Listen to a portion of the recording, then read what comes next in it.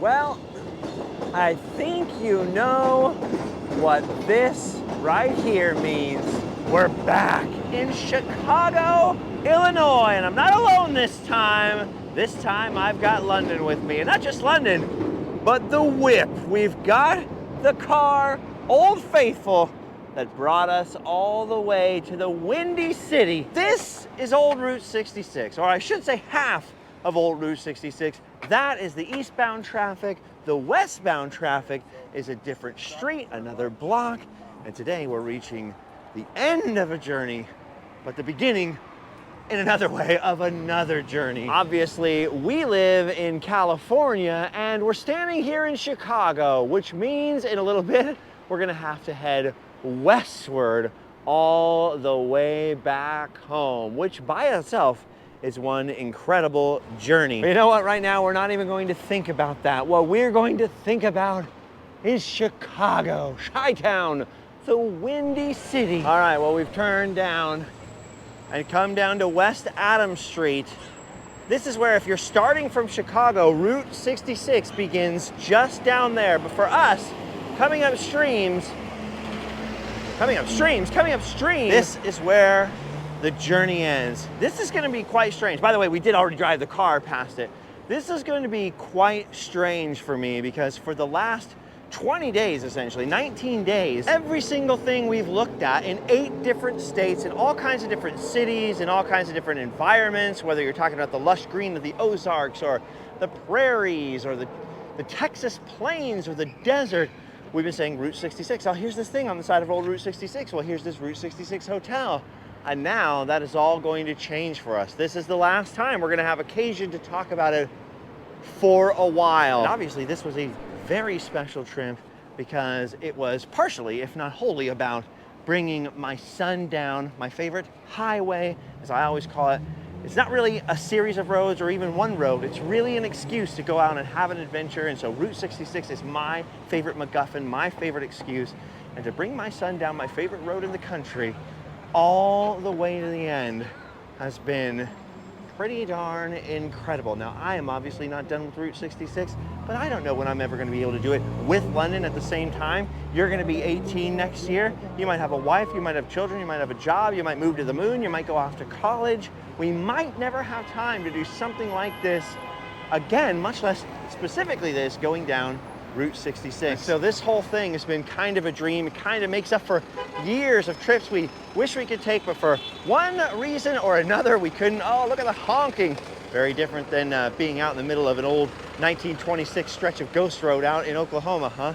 Very different indeed. And I usually give short shrift to LA and Chicago in the videos. Just for me, my favorite part of Route 66 is that wide open road, is finding those old ghost roads. It's finding those small towns in America. I mean, I live in Anaheim, California. I could be in downtown LA in just a few minutes. I spent my life before that in bands, touring, and going from big city to play the various different shows. It took us an hour to go 10 miles earlier just to get down into here. It's gonna take us probably 2 hours to go back the same 10 or 20 miles westward the other way to where we left most of our stuff.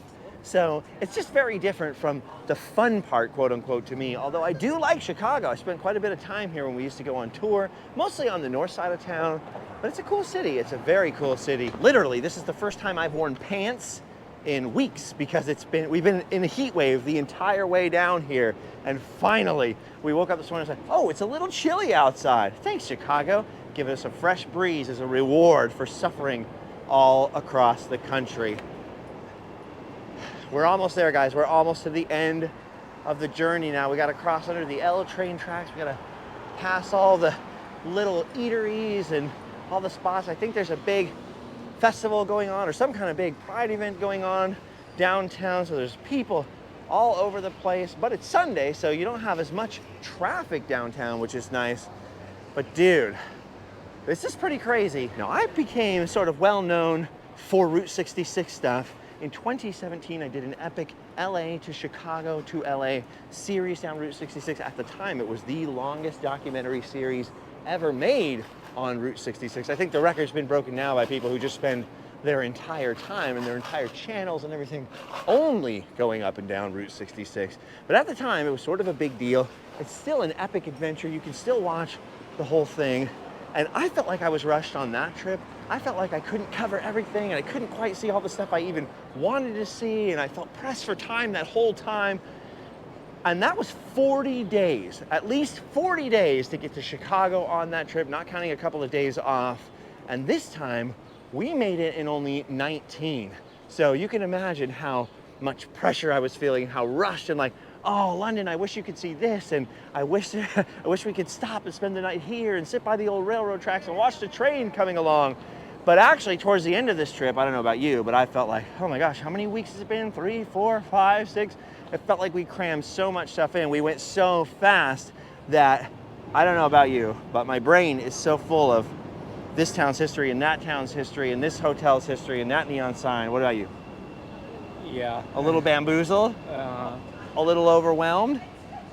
I mean, it's starting to go away because we're in the last city, but yeah. Yeah, it felt like just like, where are we? Where are we going backwards? Are we going forwards? What am I supposed to remember? What is okay to forget? To the point where I actually thought we had spent more time on the road, but our original intention was just to have 2 weeks to do the father and son trip, and we've been out here for 19 days. So we are 5 days over schedule, which means we got to turn back and start heading west like super, super fast. So the end of Illinois was like a crazy mad dash. We did most of it last night in the dark, stopping after Pontiac and through all these little places and all the stuff on the outside of Chicago, just so that we could come in today and save this moment, this final moment, to share with you for the daylight. Because really, we could have just popped in at night. We could have cruised down here. There probably would have been nobody around. We could have been like, hey, we did it. But you wouldn't have seen it because it would have been dark, and then that would have been weird to just be like, hey, we're almost to Chicago, and then you pick up with us and we're like, hey, we're in Missouri again. So, all right, I'm procrastinating because I don't want it to end. But here we go. We've taken our final steps past the final L tracks. We have seen the historic Route 66 sign. We have stuck our mark on Chicago, and now we just have to walk most of the way down this last block towards the Art Institute of Chicago down there at the end of the street. Look at that building right there. That is where Route 66 begins if you're doing the classic Chicago to LA. This is pretty wild. Not wild, not crazy. I keep using those words. It's really just surreal. It doesn't feel quite real and tangible because for 19 days we've been going, Route 66, Route 66, we gotta do this, we gotta make it, we gotta push eastward, push eastward, push eastward. And that's it. There's no more eastward to push. And this is the last gasp now. We're gonna finally catch up with that world famous begin Route 66 sign, get our photo here, and finish the mission. And here it is, guys, the famous begin. Oh my gosh, the sign is missing. Someone's stolen the begin Route 66 sign. How will this guy begin? That's why he's sitting there. He's still waiting to begin. He can't begin. Sir, you can't begin. There's no sign. There's no begin. There's no end. Oh my gosh, do you know what this means? This means we're gonna have to travel down Route 66 forever. The trip is never gonna end. You're never gonna grow up. Father and son together for all time. It's never over. There is no beginning. There is no end. There is no beginning. There is no end. Route 66 forever. He knows what I'm talking about, motorcycle man. Motorcycle! Route 66 forever, baby. We've done it. Look at that. Look at that. You're supposed to see historic Route 66 and then begin underneath. Well, somebody's left the begin. The begin is here. Okay, so we can begin. But what are we beginning? We don't know. We're not beginning anything, guys. We're ending. This is the end of Route 66 for us. Not the end of our trip, not the end of the road, not the end of adventures, and not the end of me traveling down Route 66, always looking for old pictures, old stories, new places and new faces to see. So you can always email me and let me know about updates and things, and if you're opening a new business and all that kind of stuff, and I will always want to come out and check it out as soon as I possibly can. But this is it. And now the hard thing is, honestly, is to shift out of that mode, to shift out of gear. Like this guy can't shift into gear, I can't shift out of that gear of like, okay, we're going on to the next thing. Like this is it, we've stopped. This is the end of this phase of our trip. The end of one journey, the beginning of another, but the end of our journey here down the old Mother Road, the main street of America. I'm having trouble switching out of that go, go, go mode and moving into the whole, let's think about it. We've made it to the end. Let's contemplate. Let's have a moment here and reflect on this incredible journey. I think the theme for me on this trip really has been totally different than the last time I went up old Route 66 from end to end. And the theme has really been a Heraclitus quote, which is, you know, no man ever steps in the same river twice. Because not only is the river different, but so is the man. And that has certainly been the case on this trip.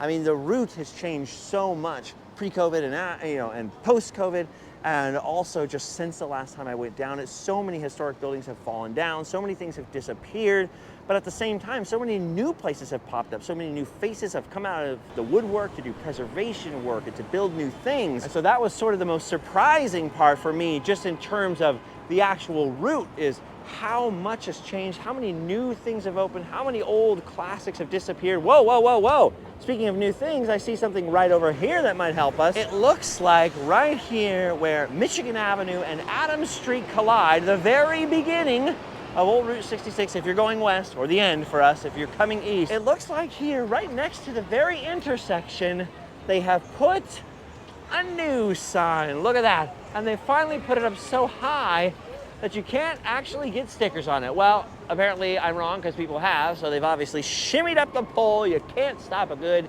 stickerer. What is that, Michael Scott up there? Interesting. Anyway, begin historic Route 66. There is a sign after all. This thing used to be right over there where I showed you on that old signpost.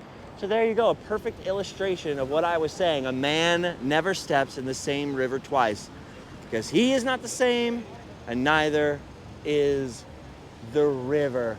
So we've done it. We've officially reached this signpost, this milepost on our journey through life, the end of this trip down old Route 66. And as we saw in 2020, if we learned anything from the past years between the last time I finished it and now, is we cannot take anything for granted. We cannot predict the future. Nobody saw certain events coming, and you never know what's around the corner. So I could die tomorrow, London could die tomorrow, we could get hit by a comet and we could all die tomorrow, or we might not. London and I could be back on this road together next year. We could never see it again. You don't know what life is going to bring, and so it is important to sort of be present in the moment and try to appreciate what you've got and what you're doing when you're doing it. The 100th anniversary of Route 66 is just around the corner. It's coming in 2026. Maybe that's why they moved the location of the begin Route 66 signs so to be higher up and probably easier to preserve and protect for the 100th, who knows. But the crazy thing is that we're closing out the century of Route 66. It'll be a whole different thing in the future. We don't know what it's going to be like in another 100 years. And so people think of Route 66 as this classic thing. It's been around forever. It really only went from 1926 to the last portions decommissioned in 1985. That's not all that long. So we're at this weird transition point where it's been a memory, an idea, a dream, an excuse, a MacGuffin, an adventure for longer than it was just a highway some trucker would go on. It was just some road that you took to get to your grandma's house in Chicago. And look at this, right on the side of Michigan Avenue, they've got this giant Route 66 sign out here, a little information on it. This looks pretty much brand new. This has not been defaced yet, and doubtless it will be by the 100th, so maybe that was a little premature. But you know what? It's summertime. People are traveling the route. We've met many incredible people along the way. And London, we did it. We finished it. Dude, we finished the journey. Like, come here. We finished. We didn't melt. We didn't melt. That was actually a serious concern for a while. Are we going to melt? Are we going to die before we're able to complete this journey? We finished the journey. What do you think about all the things we've seen, done, and thought and felt? I mean, throughout the abandoned buildings and being melted alive, I'd say it was worth it. There were some cool memories in the middle of the desert. Trying not to boil was fun a little bit. Being at the end and middle of America for the first time is pretty weird. I don't know. I mean, in the first half, it was a little confusing because it was just my dad dragging me out of suburban, nice, air-conditioned California and kidnapping me into the middle of desert and abandoned buildings that I've never seen or cared to take interest in. But the closer we got to society, civilization, and more condensed history stuff, it started to make slowly a little more sense. And of course there was specific cool places like Tulsa and the Roadrunner or Merrimack Caverns. I've never been in a huge cave before, so that was bizarre. And Chicago's huge. This is the first time I've been in a city. I mean, I know LA is supposed to be next to me, but I just never go there. So this is very strange. After a while, it was easy to see, well, not easy to see, but you start to see stories and old history and the people that still are there and care for their own little towns. So it's very pretty. I mean, I'm starting to formulate and understand it, but then again, I'm 17 and will probably understand it a lot more later. I mean, over the course, I've seen over 2,000 miles of stuff in only 19 days. It's all starting to blend together. We'll see like 3 huge historical monuments in a day that we all just pass by and film. So it'll take me a couple weeks, a month maybe, to soak it all in. I basically just dived headfirst into a pool. I don't know the temperature yet. Making like Randomland, because my dad would let me edit a couple of the videos, and of course I'm being dragged along for every filming thing. It's fun, but incredibly hard to stand still in the heat and just let people pass by you because, oh, we don't want them in this shot because it'll look prettier for the camera. So you just have to boil there for, it could be 3 minutes or it could be an hour and a half, you never know. It takes a lot of hard work to make these episodes. Like the first couple stops, it's, oh, look at this place. And then you just run out of energy by the end. You're just dying in a hotel afterward and you still have to edit the entire video. It's fun getting to spend time with my dad. Of course, I won't feel this way for like 3 weeks-ish because I just spent 19 days with my dad and more on the way back. But I'm sure I'll enjoy it a lot later. I mean, I'll enjoy having memories with my dad like these. I mean, I'm not sure how many times I'll be able to do this in my lifetime, so it's a really cool thing to be able to do. But at the moment, I'd like to go home. Air conditioning is a wonderful thing. I was just telling London, you know, like it's sort of an acquired skill to be able to cram your days, your 16-hour days of seeing hundreds and hundreds of miles worth of stuff in museums and meeting people and talking to people and then having me gab at them with all the history and stuff. It took me years to be able to do all that kind of stuff and have any sense of what I just did or what I've just seen, and then to be able to put it into words. So actually, I think you did a good job right there because, you know, London actually did enjoy this trip. We've actually had a lot of fun, but London doesn't like being on the camera. He really enjoys holding it, doing the drone stuff, doing all that kind of stuff and helping me edit and unpack. He's like all into it. And for me as the dad, it's been cool to watch him like get a chance to see the stuff that I'm into that he's like, what? You care about this old abandoned building? It's full of bees or whatever. But then also seeing like certain things like come to life for him. Like he's like, oh, you know, that was really cool. We went to that place and we met those people, or that one hotel. Like it's neat that they restored it, or whatever. If it was just bees, I wouldn't care. It's like a bunch of scary wasps that I've never seen. Okay, fair enough. There were a lot of scary wasps to give you your due. But anyway, even I have a hard time processing this one. This was a lot of road, a lot of miles, done in a very few days, relatively speaking. And we've seen a lot of stuff. And of course, because of the old Route 66 trips, I know quite a lot of people on the route, and there were a lot of people who wanted to talk to us, and we've had these many late night conversations, not just with other hotel guests and people who are doing the route, who are, you know, exchanging notes on the road and thoughts, but also with all these business owners and small town familiar faces and new friends, and it's been a lot. It's been a lot of stuff. And we've only got about 1/3 of the videos edited, so that means that we're gonna be editing on the way home. We're still gonna be editing when we get home. And speaking of getting home, the journey's really not over because we still have to go 2,400 something miles the other way. And by the way, I checked the odometer on the car today. You know, it's 2,449 miles, something like that, from Route 66, Chicago to LA, LA to Chicago on old Route 66, about 2,400 and change. We did it in about 3,600 miles. So that's a lot of the backtracking to go to old hotels, or backtracking to find an older section of Route 66, or going up and down the road to get shots and all that kind of stuff. So Or just finding the supermarket in the local town. yeah, that's right. Actually, yeah, looking for groceries, finding the hotel because we couldn't get one on a section of old Route 66. Yeah, exactly. Or deviating for friends or family or whatever. So we've done about 3,000 or 4,000 miles so far. By the time we get home, we'll have done basically 6,000 or 7,000 miles in 23 days. So, and also London has been super cool because a little behind the scenes information, I thought it would take us 2 weeks to get here and then another week to get home. So we're already at the point that he's like, shouldn't I be home in 2 or 3 days? And we got another week to go. So he's been very patient, he's been very good, and you've been very helpful, and I love you. And this has been a lot of fun. And, you know, life's not over, so hopefully we'll do a lot more things, but I won't drag you for 20-something days again, unless you want it. And, No. yeah.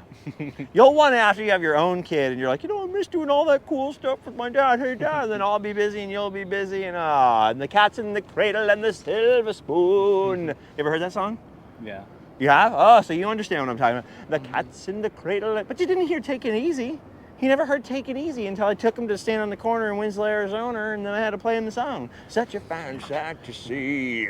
It's Route 66, my lord. They got a sign after all, and this is the way home, Sonny. Those aren't good. Why am I still singing this? All right, guys, and you know what else was a fine sight to see? Was that sign right over there. Coming to the very end of Route 66, this intersection here between Adams and Michigan and Chicago, Illinois. And initially finding the sign missing, the old classic photo op sign, I was like, are you serious? 2,000 miles of sweat and heat, and we don't even get the fun pic. So finding out that they put a different sign right there on the corner was absolutely epic. I went from like super bummed out, like, oh no, to like, yes! Or like so fast. I did such a boomerang right there, like, oh no, the depths of despair. Like, yes, hope and joy as sunlight has returned to the world. And speaking of sunlight, this is a great time to get some fun pics. So London and I are we're gonna do what these people are doing and get our sick Route 66 pictures here. We've done it, guys. Mission complete.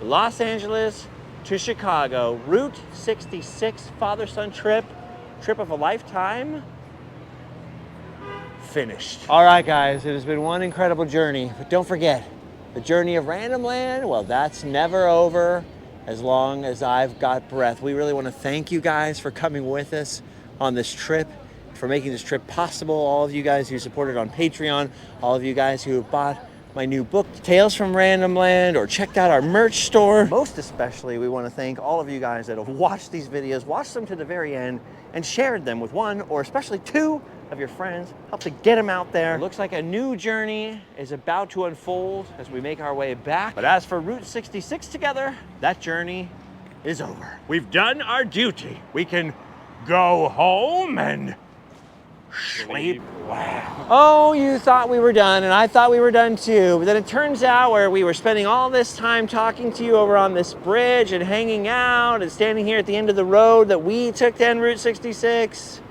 That entire time, there was this sign. Right here. Right where we drove past. And then we walked past like 5 times.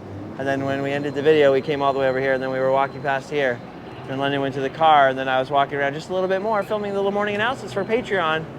And then I looked up, and then I saw that. So there you go. There it is. We could have done this the whole time. And on this street over here, look, no tourists. A couple of people going to and from the Rolling Stones concert, going down there, and the Pride event and whatever. There's no people here. We screwed it all up. We screwed it up, Chicago. But it's too late now. The journey is over. Go home and sleep well.